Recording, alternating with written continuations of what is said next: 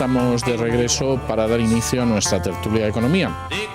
Esta noche está con nosotros don John Muller. Muy buenas noches, don John. Muy buenas noches, César. Y don Alberto Castillo. Muy buenas noches, don Alberto. Buenas noches, don César. Bueno, hoy tenemos algunas noticias verdaderamente inquietantes. La primera, que Moody's nos ha vuelto a rebajar el rating de la deuda. Según Alberto Recarte, la razón fundamental que decía hoy en el noticiario del mediodía es que con el gasto autonómico que tenemos no le ofrecemos ninguna confianza. Mal asunto. La prensa internacional nos pone verdaderamente de vuelta y media. O sea, es uno de esos días que casi dan ganas de no leer la prensa internacional. Y además, para terminarlo de arreglar, pues ya ven ustedes que no existe ninguna coincidencia en cuanto al dinero que se necesita para las cajas, lo cual me supongo que también da una enorme tranquilidad. Por si fuera poco, el Banco Central Europeo ya ha señalado que la recapitalización va a restringir todavía más el crédito a las empresas y a las familias. Yo les dejo estos temas sobre el tapete, ya lo saben, añadan lo que quieran, descártense de lo que les parezca y empezamos a jugar. Bueno, la prensa internacional ni siquiera hace mención a los datos ofrecidos por el Banco de España. Directamente va al tema Moody's, ¿no? Simplemente hace una constatación expresa, pero en cualquiera de los medios que quieran ustedes acudir, a la rebaja de rating por parte de Moody's. Una rebaja de rating que ya se había descontado con anterioridad, es decir, que no nos parece nada nuevo, sino que ya los mercados ya llevaban tiempo descontándola. Claro, de ahí la perspectiva negativa. Así es. La perspectiva negativa con la que Moody's nos anunciaba esta mañana no es ni más ni menos que era conocedor de cuál es la situación real de las entidades financieras en España y cuál va a ser su papel de aquí en el futuro. Por tanto, esta perspectiva negativa lo que hace es nuevamente descontar en el mercado lo que va a ocurrir dentro de una temporada, ¿no? Las tres razones que ha citado Moody's esta mañana para que desayunáramos tigre, sobre todo el gobierno, han sido, uno, que no se cree que el objetivo de déficit se consiga si hay que reestructurar el sistema financiero, que no se cree las cifras que se están dando para el sistema financiero y estimaba entre 40.000 y 50.000 millones y en un caso extremo hasta 110.000 millones. Segundo, que no se cree que el gobierno vaya a meter en cintura a las autonomías y a los ayuntamientos para cumplir el objetivo de déficit. Y tercero, que la recuperación económica, a diferencia de lo que dice el presidente del gobierno, no va a ser tan potente, ¿no? Bueno, puestas estas tres cosas, ¿por qué al gobierno le ha sentado tan mal esto, no? Pese a que Zapatero y Salgado sabían desde hace 12 horas, porque así lo manda la legislación, conocían con 12 horas de antelación cuál iba a ser la decisión de Moody's. Bueno, pues les ha sentado mal porque, entre otras cosas, ha desautorizado casi directamente y de manera confrontacional el anuncio que iba a hacer el Banco de España por la tarde sobre el dinero que era necesario para recapitalizar las cajas. Pero yo quiero señalar un símil aquí para explicar un poco por qué ni los ataques que el gobierno... ni los ataques burlones que el gobierno ha hecho contra Moody's diciendo que las agencias nunca aciertan, que podían haber esperado, que si tienen los datos como el Banco de España, que los detallen uno a uno cuánto necesita cada entidad. Ni el gobierno tiene razón, con sus adláteres que han salido a copar los blogs y los sitios de internet diciendo que las agencias de calificación no hacen su trabajo bien, ni ellos tienen razón, ni están hablando de lo mismo. Lo que ha hecho el gobierno es decir, voy a dictar una ley para que las cajas de ahorro y los bancos, las entidades financieras, a partir de ahora necesiten medir 1,80 m para hacer cajas de ahorro. Y el Banco de España ha venido y ha medido, y ha descubierto que hay 4 bancos, 2 extranjeros, 2 españoles, y 8 grupos de cajas que no llegan a 1,80 m, están en el 1,70 m o 75 m, y que les faltan 15.000 millones de euros para llegar al 1,80 m. Y entonces, lo que está diciendo Moody's es, perfecto, está muy bien que usted mida el sistema financiero, pero el problema no es la estatura, es que tienen un tumor de 217.000 millones de euros, que es el riesgo inmobiliario. Y el mismo Banco de España ha dicho que el 46% de esos 217.000 millones, unos 100.000 millones aproximadamente, el 10% del PIB, es lo que está en riesgo probable de perderse para siempre. Bueno, aquí el problema no es como nos querían hacer ver, si las agencias de calificación de rating tienen más o menos razón. Claro, se han equivocado muchas veces. Evidentemente sí, pero si se dan cuenta, siempre se han equivocado en el sentido inverso a lo que hacen en este caso. Exacto. Que eso es una cosa fundamental. Pero la discusión no es esa, no desvirtuemos cuál es la verdadera finalidad de la bajada de rating, sino la bajada de rating lo que significa es que a partir de ahora vamos a tener que pagar más por colocar la deuda. Que esto es lo que verdaderamente nos interesa, con independencia de que el señor Fernández Ordóñez nos diga una cosa y la señora Salgado nos diga otra, que para el caso viene a ser lo mismo, porque recordemos cómo la señora Salgado le dijo al señor Fernández Ordóñez antes de las pasadas elecciones que el sistema financiero español era un sistema financiero muy sólido. Bueno, pues aquí tenemos cuál es el resultado de esa solidez del sistema financiero, ¿no? Que en esta nos estamos viendo. Tú lo que no puedes es entrar a pedir dinero al banco burlándote del banquero. Eso es lo que no puedes hacer y seamos serios, o sea, no te puedes reír ni de Moody's ni de Fitch, porque al final, cuando un banco tiene que mover el dinero de sus clientes y prestárselo a alguien, necesita un respaldo de Moody's, de Fitch, que ha calificado a ese deudor para que tú le des el dinero. Si no, claro, vamos, un privado, un particular puede hacer bromas con esto, pero el gobierno no puede ponerse en este plan que yo digo es como el chiste de Groucho Marx, cuando dicen nunca pertenecería a un club que me admitiera como miembro, ¿no? Es cierto. Y es exactamente eso el símil, ¿no? ¿Cuál es el reflejo ahora para las cajas y su posible salida al mercado, ¿no? Que en definitiva también es lo que nos interesa, saber si hay inversores interesados en estas cajas, que según estos datos son 15.000 millones lo que necesitan para recapitalizarse. Bueno, pues vamos a ver. El inversor lo que necesita es transparencia, porque a la hora de realizar una inversión quiere saber muy bien dónde deposita su dinero, como es lógico, ¿no? Como es lógico. Lo que va a hacer es un efecto contrario. Es decir, al inversor no le estamos diciendo cuál es la relación existente entre el valor de los activos de estas entidades y el valor real. Eso no es lo que le estamos diciendo. Le estamos diciendo, bueno, que son 15.000 millones, que es una cifra que al punto de vista de todo el mundo está, si digo maquillada, me quedaría muy corto. Y entonces, es todo el plan de ajuste aprobado en mayo, ¿eh? No, lo que no va a querer es entrar. Vamos a ser sinceros. Lo que no va a querer es entrar. Con lo cual, en el mejor de los casos, pues tendrán que acudir al FLOP y ya sabemos cuáles son las consecuencias, ¿no? Que al final lo que hacemos es socializar las pérdidas y pagarlas entre todos. Lo que pasa es que llevamos socializando pérdidas ya una larga temporada, ¿eh?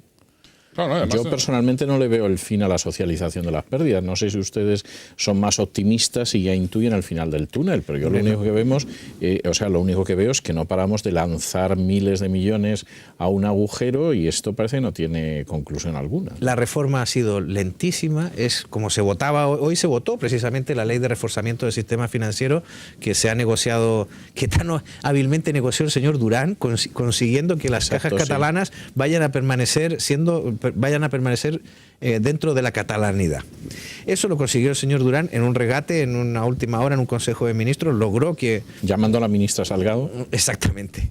Y bueno, esta ley ya viene a ser como la tercera ley, creo que alguien lo decía esta mañana, que reforma el sistema financiero, las cajas, vamos. Lo cual demuestra que llevamos 2 años dando palos de ciego o no acertando con la calidad legislativa necesaria para que este proceso fuera rápido y fluido. En Gran Bretaña ya están vendiendo los bancos que estatalizaron y nosotros todavía estamos pensando en nacionalizar algunas de las cajas que tienen problemas. Con lo cual, nos hemos estado haciendo trampas al solitario durante todo este tiempo. No, lo único que hemos hecho durante estos 2 años ha sido encaminarnos hacia una serie de fusiones entre entidades financieras, fundamentalmente cajas, simplemente para cambiar el nombre, porque no se ha hecho nada más. Se han mantenido las mismas oficinas, se ha mantenido el mismo personal y sobre todo, y lo más preocupante, es que se han mantenido los mismos órganos de dirección. Es decir, eso es lo peor de todo. Aquí no ha habido, y es lo que realmente se echa en falta, ¿no? Una depuración de responsabilidades por todos aquellos gestores que han cometido estos desmanes y todas estas inversiones, los que nos llevan a la situación en la que nos encontramos. Eso es lo peor que ha ocurrido, que no ha habido transparencia, los gestores que lo hicieron mal no han pagado, o sea, y el caso catalán es el más sangrante.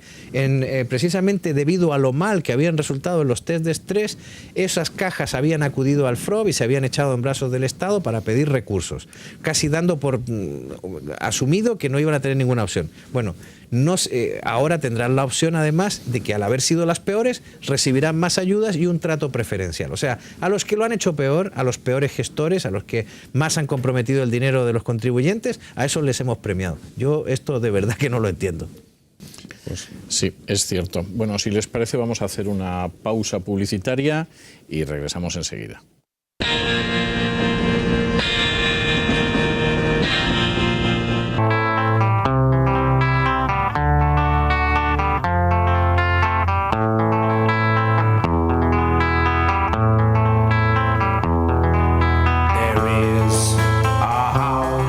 Pues ya estamos de regreso y continuamos con nuestra tertulia de economía. Bueno, estaba yo sugiriendo que esto no pasa en vano, ¿no? Y ya en alguna ocasión anterior en este programa dije que afortunadamente, por muy mal que nos lo planteemos, la realidad está ahí siempre para ponerlo peor. Y claro, hoy nos encontramos con que los tres grandes electores de la situación política en España no son, o sea, la continuidad de Zapatero no la va a resolver ni Sonsoles, ni el Partido Socialista en unas primarias, ni siquiera Carmen Chacón. Sonsoles, que comparte estilista con la mujer de Ruiz Gallardón. Así me han dicho, así me han contado. Es algo impresionante. Los grandes electores son Muammar Gaddafi en Libia con el precio del crudo, el señor Trichet con la amenaza de subir los tipos de interés dentro de 15 días y la señora Merkel que ya mañana en una reunión informal de jefes de Estado pues va a poner sus condiciones para que el resto de Europa empiece a aprender por qué los alemanes odian la inflación. O sea, vamos a ver. El norte de África, Alemania y Francia. ¿Está usted hablando de la España a inicios del siglo XXI, de la época de Carlos V? Pues porque verdaderamente es que da la sensación. Pues ahí están los tres grandes electores que van a decidir la situación política de nuestro país, yo creo que en las próximas semanas, lo veremos claramente. Le falta añadir la situación de Portugal, porque no olvidemos que tenemos cerca de 77.000 millones de euros de deuda portuguesa y todo apunta hacia una posible caída, un posible rescate de Portugal en las próximas semanas, ¿no? Ya no olvidemos que están pagando cerca del 7,7% ya en el diferencial con el bono alemán, es decir, muy próximo a una caída cercana y sobre todo no olvidar que están pagando más por la deuda a corto que por la deuda a largo, que es lo que le pasó a Grecia y lo que le pasó a Irlanda antes de que fueran intervenidas. Bueno, yo puedo dar fe que en el caso de Portugal están ansiosos porque los rescaten ya. Es decir, es eso de decir, miren, nosotros sabemos que hemos naufragado, no hay manera de que lleguemos a la costa, a ver si mandan una chalupa ya y nos recogen porque esto es lo que hay. Bueno, probablemente a partir de mañana además estén más ansiosos porque incluso yo creo que hay gente en el gobierno español que cree que con el nuevo sistema de rescate que se reformulará a partir de mañana y que será un poco más presentable políticamente para algunos, aunque tengan que pasar por el trago de romper la indexación salarial y de transponer esas normas alemanas, germánicas a nuestro orden interno, el fondo de rescate nuevo que se hará a partir de 2013 será mucho más presentable políticamente porque se basará básicamente en mecanismos de mercado, de intervención del Banco Central Europeo y de compra de bonos de los países o la negociación de un bono común europeo, que es una de las cosas que a menos le gusta a los alemanes. No lo veo yo eso. Yo tampoco lo veo, pero como lo van a intentar y Van Rompuy ha estado trabajando en algunos documentos y mañana llevan al señor Trichet, al cual le van a volver. Eso va a ser interesantísimo. Lo de mañana va a ser muy interesante porque van a tener una batalla a fondo entre los que se consideran autorizados políticamente por sus pueblos y el señor Trichet, que se considera autorizado monetariamente por sus depósitos. Fantástico. A todo eso tenemos una serie de reacciones a toda esta cuestión que, si les parece, vamos a ver.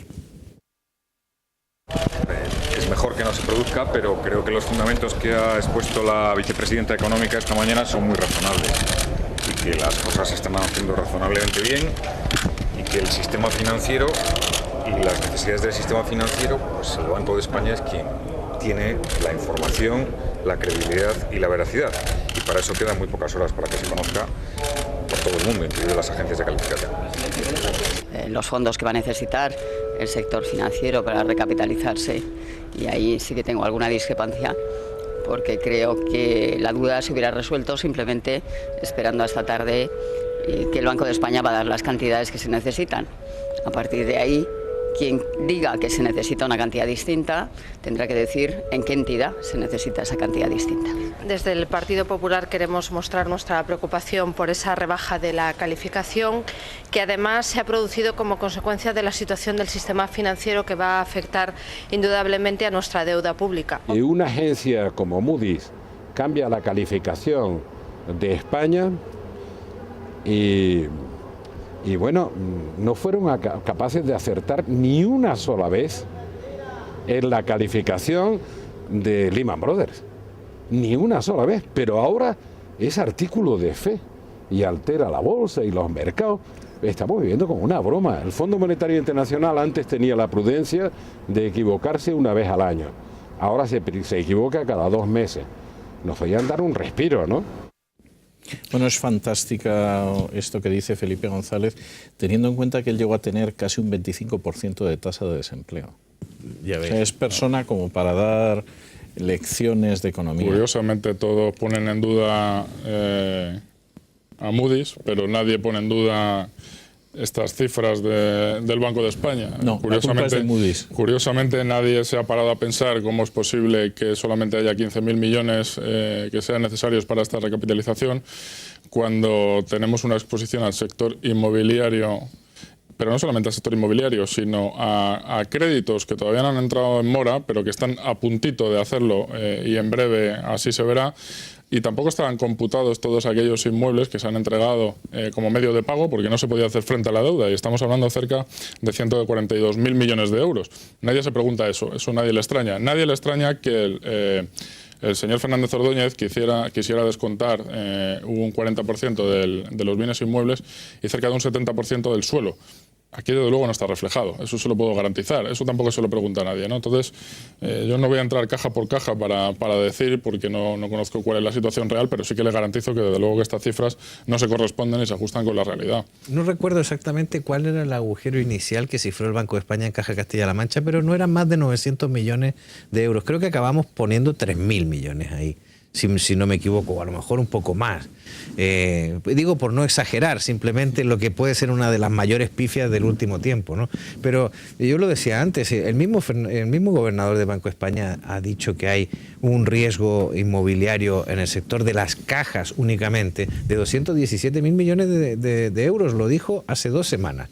Y dijo que de esos 217, el 46% eran conflictivos, o sea que probablemente no se recuperarán nunca. Entonces, me parece bien, si queremos seguir haciendo juegos florales y midiéndole la estatura a las cajas, pues digamos que hemos movido el ratio del 6 al 8 y del 8 al 10 y eso da 15.000 millones, pero sí, el 1,5% del PIB, pero bueno, todo el mundo sabe que esto no es real, ¿no? Hubiera sido mucho más deseable haber por lo menos valorado la opción de un rescate privado, ¿no? Y que hubieran sido los propios acreedores los que hubieran asumido una serie de quitas, como se ha hecho en otros países. Y no solamente los acreedores, ¿no? Tenemos el claro ejemplo de un banco danés en el que han asumido quitas los acreedores, pero también los depositantes. Y eso hubiera permitido sustanciar las responsabilidades y las negligencias claro, que se pueden haber cometido. La justificación que hacía respecto de los acreedores está clara, pero respecto de los depositantes, lógicamente con el respeto al Fondo de Garantía de Depósitos, era clara. Es decir, yo conozco la entidad a la que voy a depositar mi dinero y conozco que esa entidad está cometiendo una serie de desmanes con determinadas inversiones, por ejemplo, pues en aeropuertos, que ya sabemos cuál es el fin que tienen, etcétera. Pues oiga, si usted conoce cuál es la inversión que está realizando esa entidad, no deposite ahí su dinero. Es decir, si usted lo deposita, que corra el riesgo también, ¿no?, de estas irresponsabilidades que cometen. Hoy me ha llamado la atención 2 cosas que quisiera apuntar. Uno son unas palabras de Almunia, de Joaquín Almunia, comisario europeo a Le Monde, que ayer, en la edición de ayer, decía: nos encontramos ante una paradoja. Las mayores dificultades en materia de reestructuración bancaria se encuentran en el país que exige con fuerza a sus vecinos europeos que emprendan lo más rápido posible las reformas. Se refiere a que uno de los sistemas financieros que está más complicado es el alemán, precisamente, donde la batalla entre los gobiernos federales y el gobierno central para definir qué se hace con las cajas de cada lander todavía está abierta. Y luego lo otro es las palabras de don Juan Roch hoy, el presidente de Mercadona, que ha presentado unos resultados excepcionales, superando en facturación al Corte Inglés, que es uno de los mitos que existe en nuestra economía. Y Juan Roch ha dicho que la crisis no ha acabado, que lo peor está por llegar. Y ha dicho una cosa importante, porque lo de la crisis no ha acabado, bueno, podemos discutirlo porque Juan Roch se ha equivocado algunas veces en su vaticinio, según me recordaba un amigo hoy. Pero, por ejemplo, me parece que es esencial la filosofía que transmite cuando dice: solo saldremos de la crisis cuando el nivel de productividad se corresponda con nuestro nivel de vida. Y dice una cosa muy sencilla: vivimos sobre nuestras posibilidades, por encima, vivimos de prestado, vivimos del crédito. Por eso tenemos que respetar a las agencias de rating. Ahora, también ha dicho que el 2011 va a ser mejor que el 2012, lo cual es tremendo, ¿eh? Uf.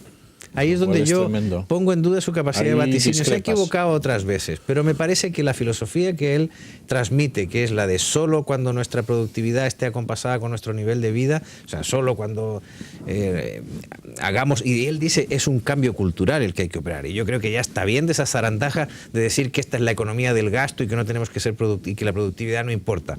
Eso no es verdad, y tampoco es verdad que gastar sea mejor que ahorrar, porque si tus padres, no es verdad que haya que pervertir el principio de que ahorrar sea malo. O sea, ¿de dónde ha salido No, eso? todo lo contrario. Claro, entonces tenemos que volver tenemos que hacer en la economía española lo que ha hecho Patxi López y el PP en el País Vasco, que es volver a llamarles a los malos malos, a los asesinos asesinos y a los miserables miserables.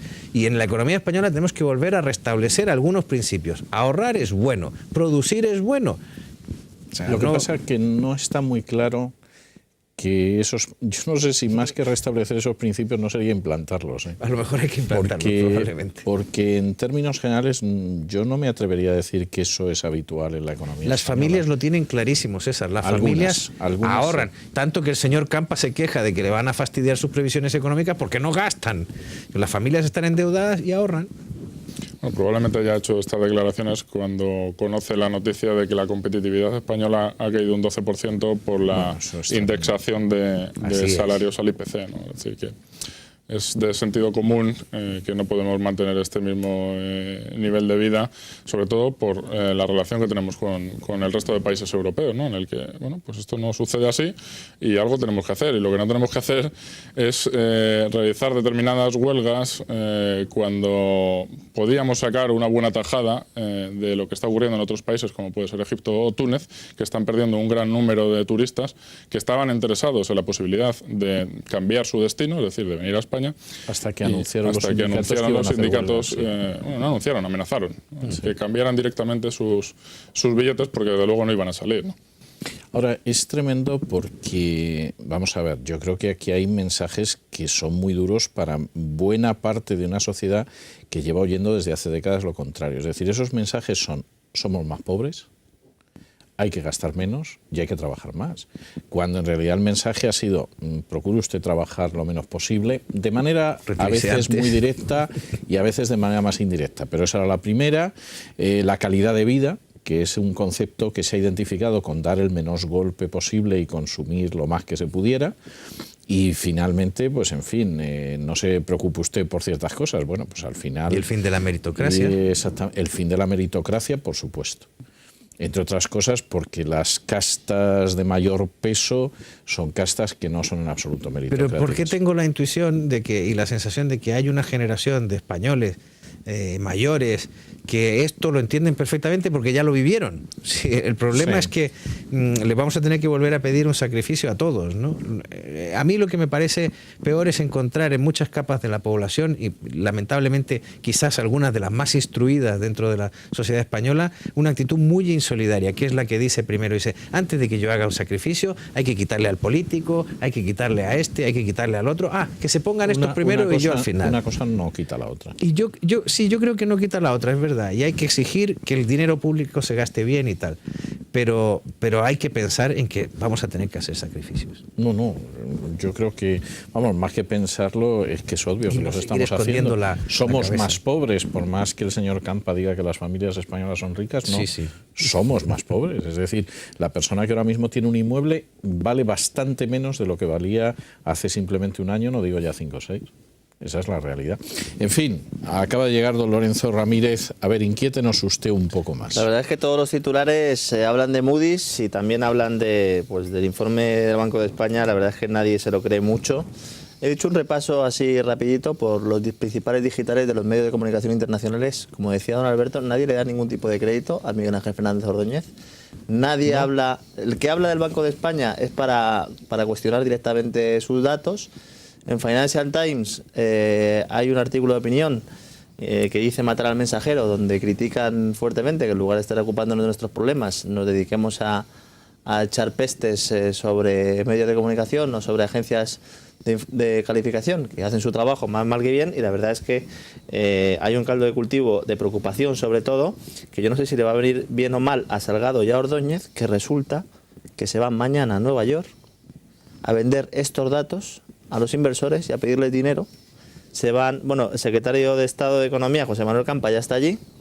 Suponemos que estará haciendo algunas visitas o haciendo algunos recados para traer algo a su casa, que supongo que esta gente, como son ricos, porque ellos sí que son ricos, pues seguramente estén de compras por Nueva York. Y Salgado y Ordóñez van mañana a un roadshow, a una gira, como yo siempre digo, van a pasar la gorra, van a pedir dinero para el sector financiero español y también para las arcas del Estado, en forma de ventas de deuda pública. Más cosas. Bueno, todo el mundo, ya les digo, que lleva aportada esto. También hablan de la reunión que hablaba don John Muller, que la verdad es que yo creo que ahí es donde va a estar la madre del cordero.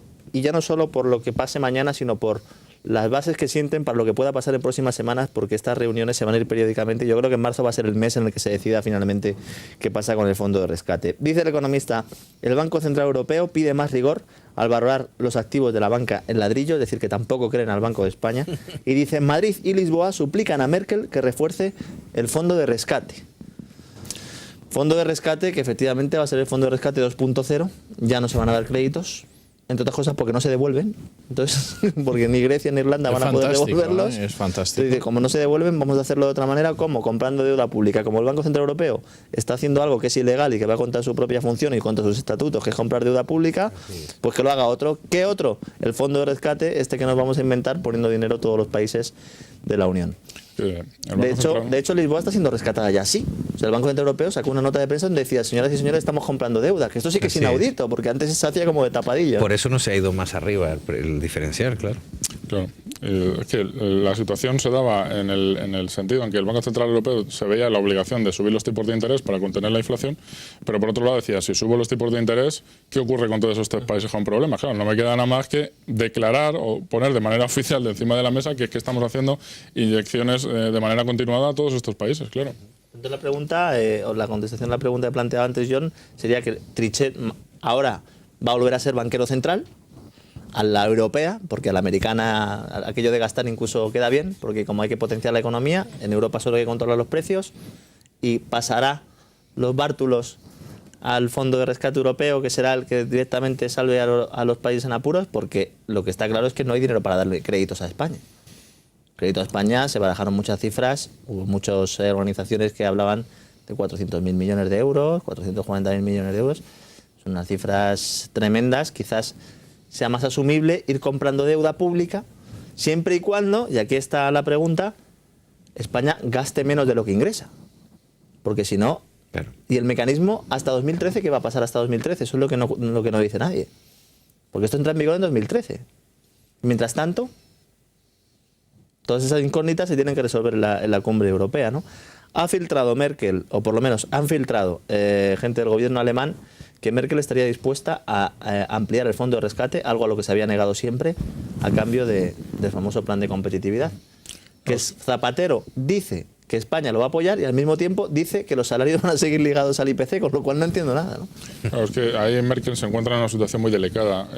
Cuando estuvo, recordemos, en el pasado mes de febrero en España y dijo que España estaba haciendo los deberes, lo que pretendía era tener un reflejo en su electorado, como diciendo, bueno, les hemos prestado dinero, pero en definitiva están siguiendo las pautas que les hemos marcado. Bueno, pues el efecto que ha tenido es el contrapuesto, es decir, el electorado ha dicho, mire, no nos tomen el pelo, porque España no está haciendo los deberes, España está haciendo lo que le da la gana. Prueba de ello es hoy, tanto patronal como sindicatos no quieren desligar salarios del IPC, y además lo han dicho abiertamente. Entonces lo que vamos a hacer es cambiar la terminología o a ver cómo conseguimos que parezca que estamos vinculando parte del salario a la productividad. Es decir, una tomadura de pelo, pero además declarada. Sin además determinar cómo van a medir esa productividad, porque en la actualidad ya se contempla la productividad, no es un elemento diferencial, por supuesto, ni determinante, que quizás sea ese el problema, pero para la productividad la estamos ganando con despidos. Exclusivamente con despidos en España, ¿no? Nova Rumasa, el 10% de la plantilla a la calle, don César. 1.000 personas. Y que me parecen a mí pocas, que creo que van a ser más. Mire, no voy a comentar sobre el tema, que luego hay gente que dice que me ensaño. Ah, sí. AENA de los sindicatos, por cierto, hablaban ustedes antes del tema del turismo. No han llegado a un acuerdo hoy. Yo sigo pensando, es que como me mojo, luego me pasa lo que me pasa, pero yo sigo pensando que no va a haber paros, pero que el daño al sector turístico se lo van a hacer. pero al final no va a haber paros porque al final el Ministerio de Fomento hará lo que quiera o lo que quieran los sindicatos.